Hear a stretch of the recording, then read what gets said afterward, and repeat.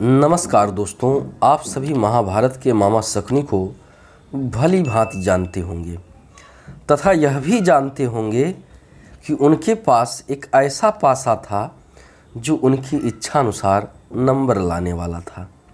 यह पासा उनके पास कहाँ से आया और महाभारत का युद्ध पूर्ण हो जाने पर वह पासा कहाँ गया, आज इसी रहस्य को आप सबको बताऊंगा। गांधार देश के राजा थे सुबल, जिन्हें 100 पुत्र और एक पुत्री थी, जिससे पुत्री का नाम था गांधारी और सबसे छोटे पुत्र का नाम था शकुनी। शकुन की पत्नी का नाम आरसी था और शकुन के 3 पुत्र थे, उलुक, वृकासुर और विप्रचित्ति।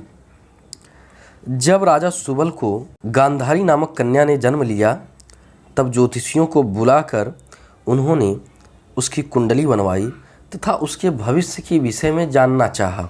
तब ज्योतिषियों ने कहा, महाराज, इस बालिका की जन्म कुंडली में प्रथम पति की मृत्यु का योग है।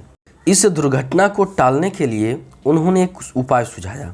इस कन्या की शादी एक बकरे से कर दिया जाए, बाद में बकरे को मार दिया जाए, इससे कुंडली दोष नष्ट हो जाएगा। तब गांधारी की शादी किसी से भी हो सकती है। राजा सुबल ने ऐसा ही किया।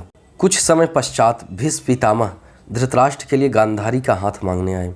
शकुनी को यह बात नागवार गुजरी, उसने अपना पक्ष ना में रखा, लेकिन राजा सुबल भीष्म के विषय में जानते थे कि ना बोलने पर युद्ध हो सकता है, इसलिए उन्होंने हाँ बोल दिया। शकुनी इस बात पर नाराज था कि बिना गांधारी के पूछे एक अंधे व्यक्ति से क्यों हमारी बहन का शादी हो रहा है।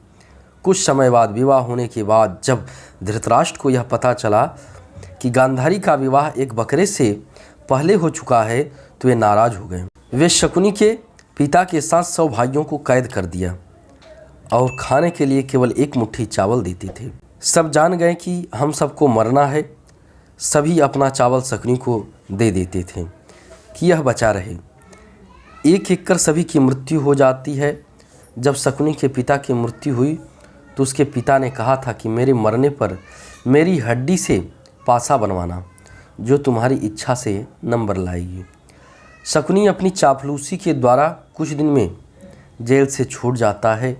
बाद में वह दुर्योधन का प्रिय मामा बनता है, लेकिन बदला लेने के लिए था हस्तिनापुर के नाश के लिए हमेशा सोचता रहता था। वह दुर्योधन को हमेशा कुमार्ग पे ले जाता और पांडवों से लगवाता।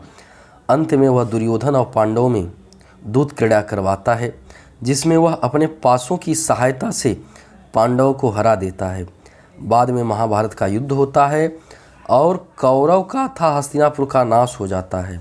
इस युद्ध में वह भी मारा जाता है, लेकिन अपनी प्रतिशोध पूर्ण करता है। युद्ध समाप्त होने पर उसका छोटा पुत्र उन पासों को जमीन में गाड़ रहा था।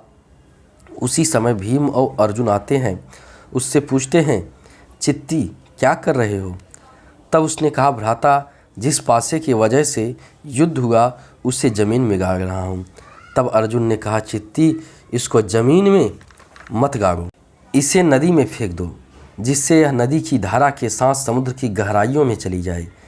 इसके बाद अर्जुन अपने हाथों से उसे नदी की गहराइयों में बहा देते हैं।